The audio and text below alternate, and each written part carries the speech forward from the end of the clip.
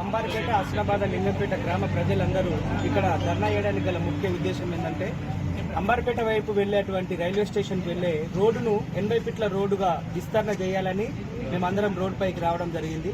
ముఖ్య ఉద్దేశం ఏంటంటే గతంలో చాలా ప్రమాదాలు అనేటివి సంభవించడం వల్ల ఈ యొక్క నిర్ణయానికి రావడం జరిగింది. ఇప్పుడున్న పరిస్థితిలో 80 ఫీట్ల రోడ్ అనేది చాలా అవసరము. రైల్వే స్టేషన్ వరకు, అక్కడికి వెళ్ళి అంబార్పేట వరకు.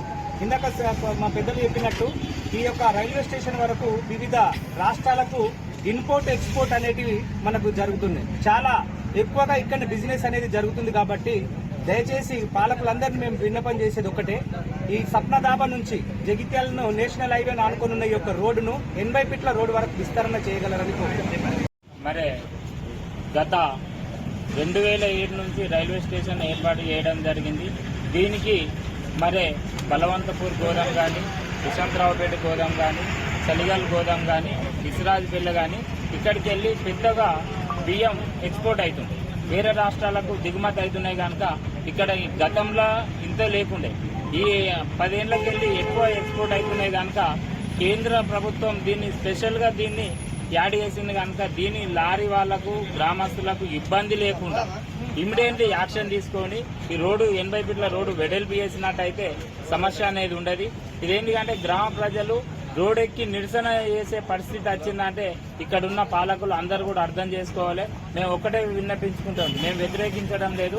మీరు గిట్ట ఇది గిట్ట రోడ్డు వెడల్పు అయినట్టయితే మేము అందరినీ కూడా ముట్టడించే మినిస్టర్లను కానీ ఎవరినైనా కానీ ముట్టడించే పరిస్థితి వస్తుంది. ఆ పరిస్థితి తెచ్చుకోవద్దని చెప్పి మేము కోరుతున్నాం. జగిత్యాల మాకు దగ్గర ఉంది కాబట్టి అందరూ షాపులలో కానీ ఆఫీసులలో కానీ జగిత్యాలలో పనిచేస్తారు. ఇప్పుడు అర్ధరాత్రి కానీ మధ్యాహ్నం కానీ ఏ టైం లేకుండా మాకు రావడానికి పోవడానికి ఉంది. ఇప్పుడు ఈ లారీలు ఏమంటే రాత్రి రావడానికి పోవడానికి బాగా ఇబ్బంది అవుతుంది. మరి సింగిల్ రోడ్ కాబట్టి లారీలు లైన్ పెట్టుకోవడానికి సగం దూరం దాకా లారీలు పెట్టుకుంటున్నారు. మళ్ళీ లోడింగ్ చేసుకున్న లారీలు ఇంకో సైడ్ నుంచి వస్తున్నాయి. కాబట్టి మాకు పోవడానికి కోసం కొంచెం కూడా దారి ఉండడం లేదు. రాత్రి మహిళల్ని తీసుకొని పోవడానికి కూడా చాలా ఇబ్బంది అవుతుంది. ఆ లైట్లకు కూడా రోడ్డు దిగుదామంటే రోడ్డు బాగా కిందికి ఉంటుంది. సైడ్లకు మట్టి కూడా లేదు. హరితహారం కూడా రోడ్డు బాగా దగ్గరకు పెట్టిన చెట్లు మాకు రోడ్డు పోవడానికి కూడా బాగా ఇరుకుగా ఉంది. కాబట్టి తక్షణమే దీనిని డబుల్ రోడ్ చేసి కావాలంటే సెంట్రల్ లైటింగ్ పెట్టినా కూడా దీనికి శాశ్వత పరిష్కారం ఉంటుంది. దీన్ని మళ్ళీ కాకుండా సెంట్రల్ లైటింగ్ పెట్టి డబుల్ రోడ్ చేయాల్సిందిగా కోరుతుంది.